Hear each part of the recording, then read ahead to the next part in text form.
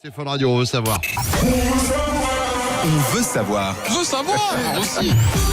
On veut savoir pourquoi on parle de lune de miel. Ça vient d'où cette expression? On va accueillir Audrey Langevin. Elle est déjà passée ici, originaire de Normandie. Elle a créé les dés d'expression, des expressions françaises qu'elle dessine avec humour et elle fait deviner à sa communauté Facebook et Instagram de quelle expression il s'agit. Et depuis quelques temps, elle vient ici pour nous expliquer les expressions. On l'aime beaucoup, Audrey. Bonjour Audrey, bienvenue sur Fun.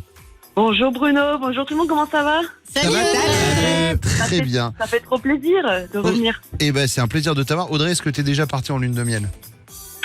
Non, je suis pas mariée.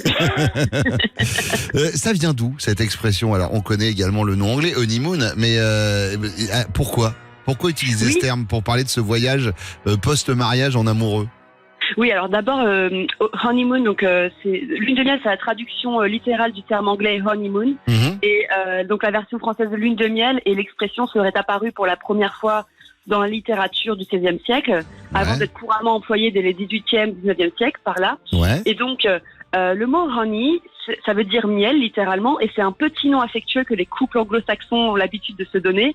Et donc, d'ailleurs, je l'entends assez souvent parmi mes amis ici à Londres. Donc, et comme on le sait tous, voilà, la lune de miel, ça fait référence au bonheur conjugal des jeunes mariés, le premier mois suivant leur mariage. Hein, et après, c'est là que ça se dégrade.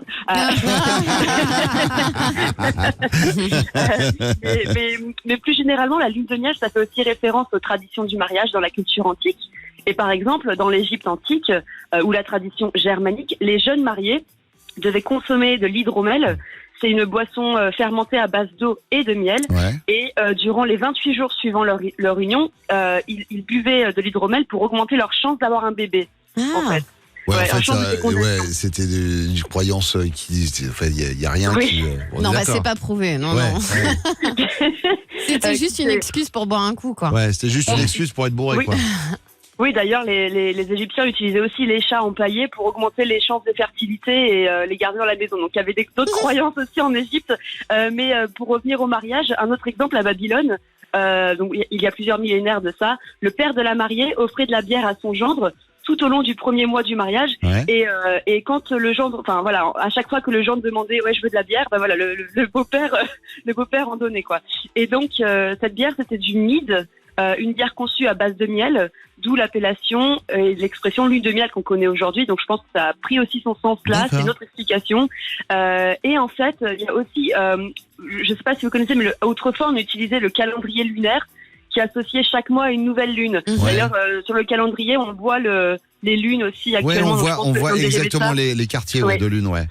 C'est ça. Et donc, on parle aussi en psychologie de phase de la lune de miel. Par exemple, quand on arrive dans une nouvelle entreprise et qu'on occupe un nouvel emploi, c'est la phase de lune de miel, ou qu'on entame une nouvelle relation tout simplement avec quelqu'un.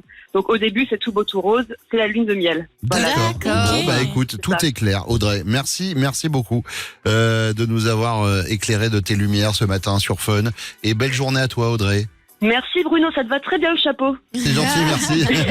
Bisous. Belle journée, ciao. À bientôt. Ciao.